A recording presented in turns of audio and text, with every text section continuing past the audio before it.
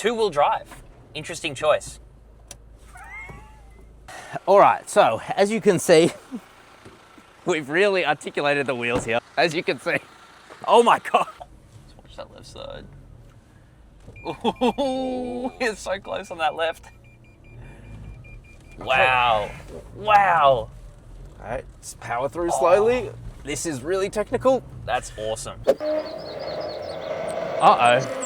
As you can see by this rear diff, this off-road course is not the nicest to cars. Just gonna put it that way. This title and thumbnail are not clickbait. The Toyota Fortuner is genuinely that secret off-roader no one really thinks about until they've driven it off-road, and then they're like, oh, okay, makes sense. I get it now, yeah. So they stopped selling the Toyota Fortuner in Australia because the Toyota PRADO, the new one, is way more profitable. And this is a lot cheaper than a regular PRADO, even though the previous PRADO and this shared the same platform. In fact, this is built on the same platform as the current generation Hilux. So what does that mean? It means you get a 7-seat family SUV that is weirdly extremely capable off-road. Now, this is my Toyota Fortuner. I sold my BYD Atto 1, just made a huge profit. Wait, I shouldn't have. You've been trading up, bro. You've done well. Cars24, who I sold my BYD Atto 1 to, they clearly had a system error, and I'll leave that video linked down below. But anyway, I ended up with a Toyota Fortuner. That was pre-fuel crisis.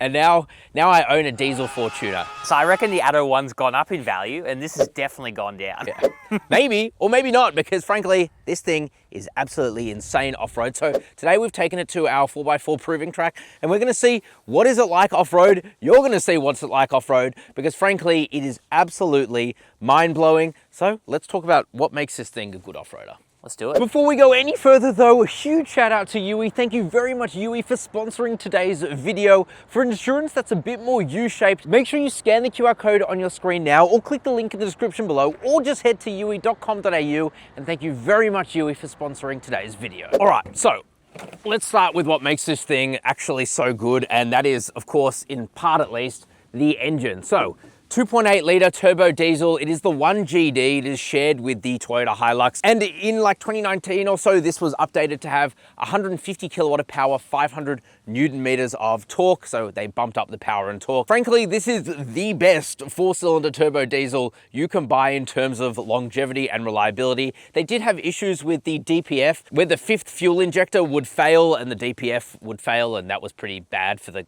car. But they since rectified it, and these things will go absolutely forever. Bro, you know why they call it 1GD? Why? A Toyota engineer said, you only need one engine, god damn it. Perhaps.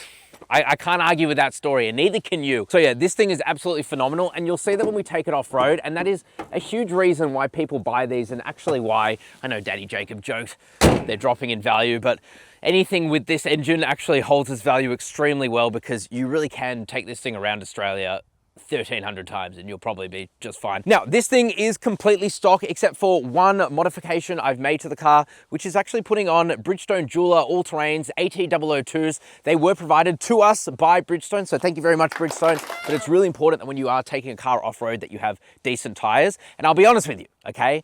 The Hi-Fly Vigorous at the front weren't doing it for me.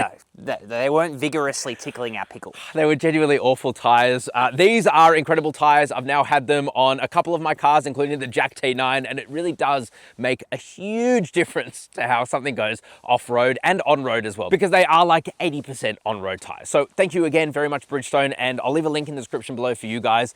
100%, you really should go out and get these tires if you are off-roading and you do a lot of on-road driving like I do. So fundamentally, like I said, this is a Hilux under the skin, or at least they share the same platform. And because you can see that the way that the front fascia is kind of rounded, it looks almost a little bit old school, but that does help with ground clearance. So it's got 216 millimeters of ground clearance. That's not mind-blowing, but it's pretty good. A 29-degree approach angle, which is actually pretty good for a large 7-seat family off-road SUV. A weighting depth of 700 millimeters, so that is definitely very good. A ramp breakover angle of 23.5 degrees and a departure angle of 25 degrees. So this thing does have pretty good angles, but most importantly, it's actually the traction control system that is the best part of this car. And it's weird because Toyota never really advertise this, but it's got something called active traction control. It's essentially an automatic drive mode that turns on when you put this car into low range, because yes, it is a part-time four-wheel drive system, so it's rear-wheel drive most of the time, can send power to the front wheels when you're in four high or four low. And when you go into four low, it turns on that active traction control system, and it is one of the best off-road modes that you can get across any car. And it's so weird to me that Toyota didn't advertise this more, because it is phenomenal. It does also have a locking rear differential. However, a lot of people don't even use the locking rear differential because one, the active traction control is so good in low range, but two, if you turn on that rear locking differential, as you will see when we're driving this thing around, it actually turns off all traction control, which is great in the one sense that it makes it pretty raw, but not great in this sense that the active traction control is actually what makes this thing such a good off-roader in the first place. The other thing that makes this incredible off-road is, one, versus a Hilux, obviously it's shorter because it doesn't have a tub on the back, but it's also got coil sprung rear suspension. So it's got a live axle that runs between the rear wheels, and it's got a 5-link suspension setup. It's actually got great wheel articulation too. So straight from factory stock, this thing is a pretty epic off-roader just on paper, but wait till you see it off-road. So Danny, Jacob, shall we off-road it? Let's do it. Alrighty, Papa Jacob, time to off-road in the tuner. We're gonna go in two-wheel drive. Speaking of tuner, we're going through the oceans. Oh, two-wheel drive. Interesting choice.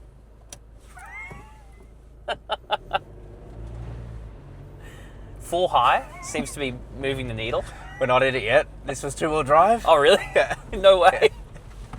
All right, note to self, if there's water, put it in four-wheel drive. We're learning. We're in four-wheel drive now. We're learning. Which is important, I think, clearly. Now, we're about to go up some gnarly rocks, and they've become gnarly. Oh my God, these are way deeper than before. I do want to check out what the wheel articulation is like, so let's tackle this. Oh boy. All right, we have a wheel off. That's good. This is a lot to ask of any car without locking the diff. Come outside with me. All right, so as you can see, we've really articulated the wheels here.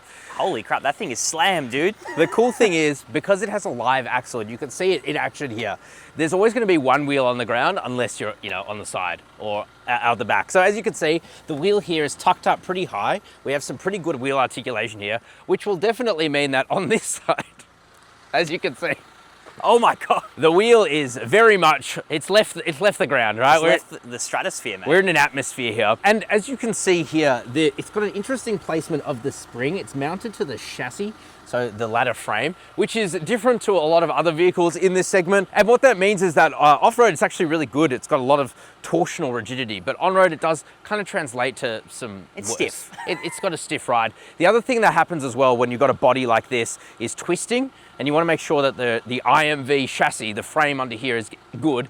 So oftentimes when you open a door like this, when it is on an angle, it won't close properly. But as you can see... Nice. It works. So that's the cool thing about the IMV platform, is it is super strong, super thick, and that's why a lot of people like to drive a Hilux or a Fortuner out to the center of Australia, because these frames, even though they are old and archaic, they are really over-engineered, and this is a great example of that. And the other thing too is having independent front suspension. Of course, it's going to have independent front suspension, but wishbone suspension up front. You also get really good wheel articulation here, and if we come around over here, just a hop, skip, and a jump.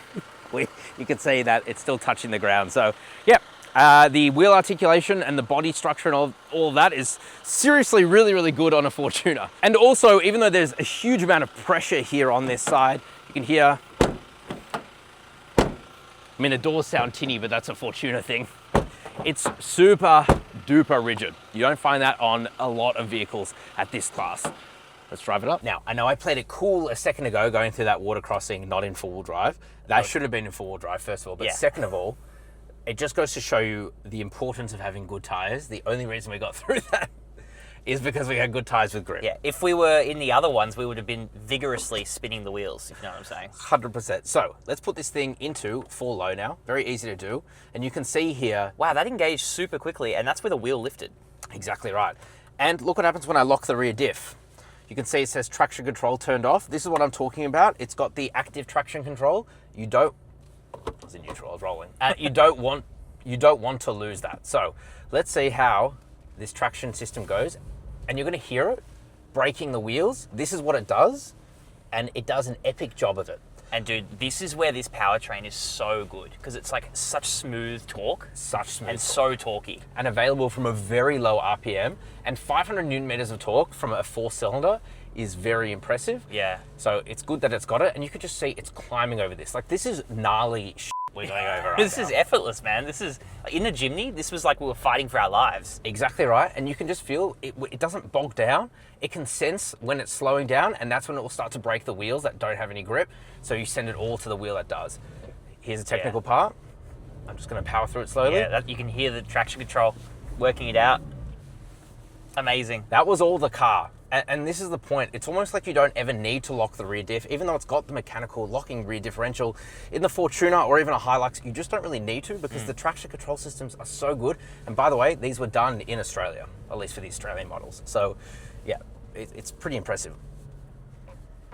Oh my God. The sun just destroyed me. Let's try an even bigger wheel articulation section. Should we try it with the rear diff locked? I reckon, should we try it without first? Okay, let's see try it how the without traction first. control manages. Because, by the way, this is wet as well. It's been raining.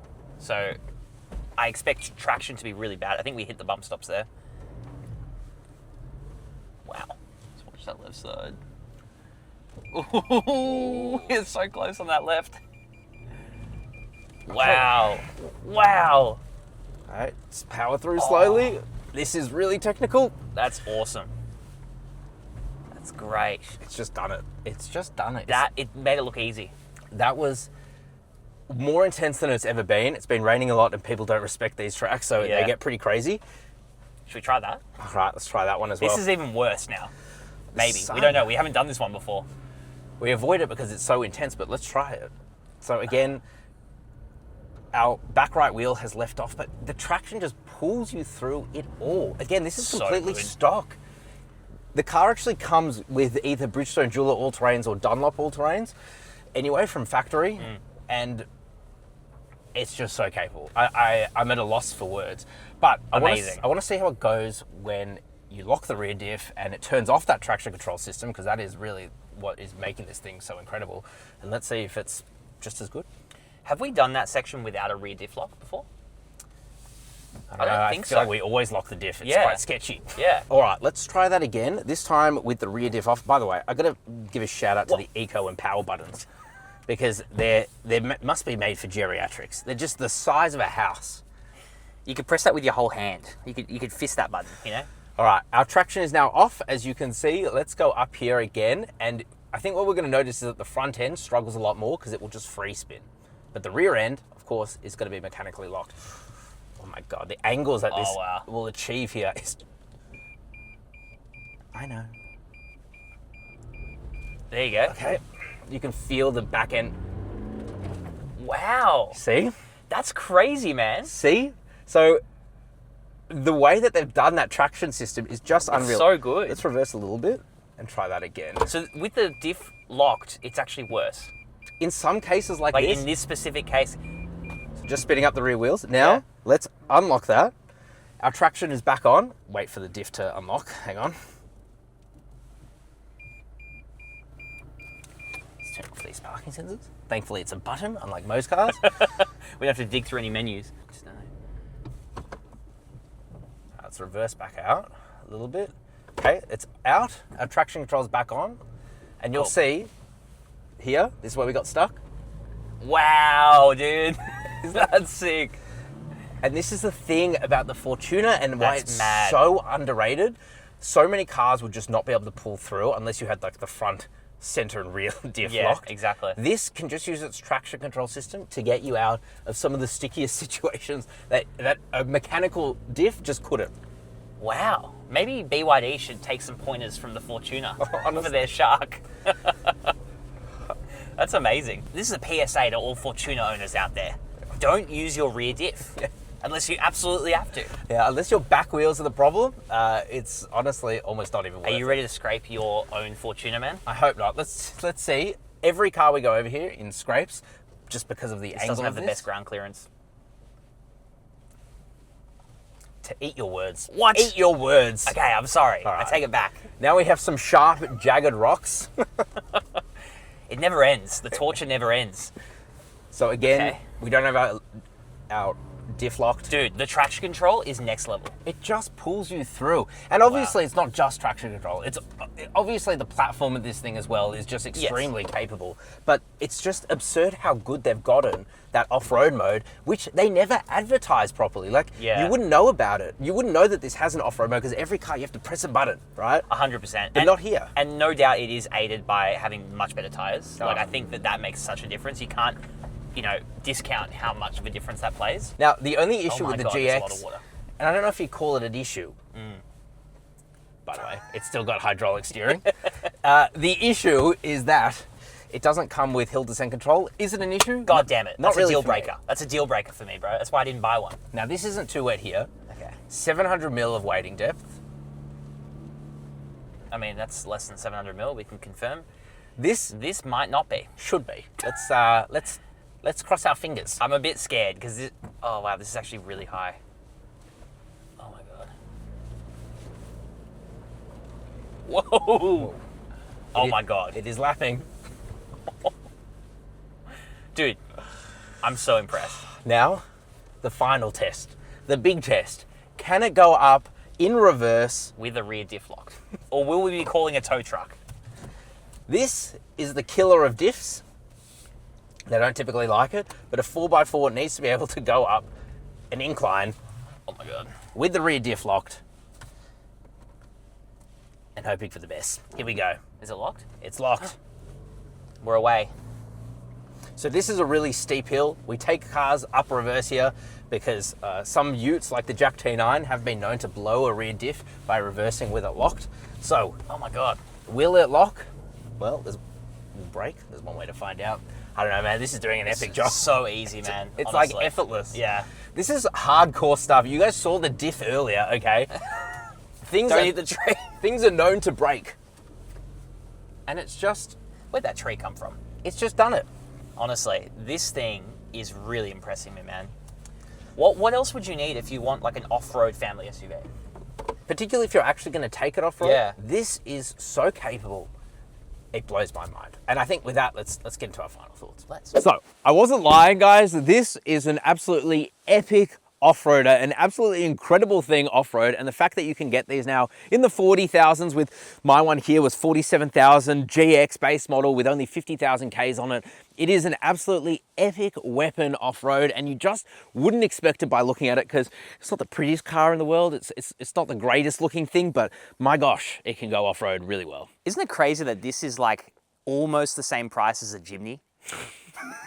We took the Jimny off-roading here at this exact spot and we almost flipped it. Incredible off-roader, but it's so It'll make sketchy. you fear for your life, yeah. So sketchy. So yeah, I mean, a biggest shock of the year probably, taking this thing off-road. It is just phenomenal. It goes up anything. A fantastic SUV. So yeah, I can't believe it. And by the way, we are modifying the snot out of it very, very shortly. So make sure you are subscribed because you don't want to miss that. This thing is going to look very different very shortly. And yeah, you really don't want to miss that. And if you want to buy any new car, by the way, you can still actually buy a few of these new. Make sure you head to carsauce.com/buy or scan the QR code on your screen now. And our dedicated teams of car buyers will go out there and get you the best deal. How good is that? It's awesome. Ciao for now. Bye-bye.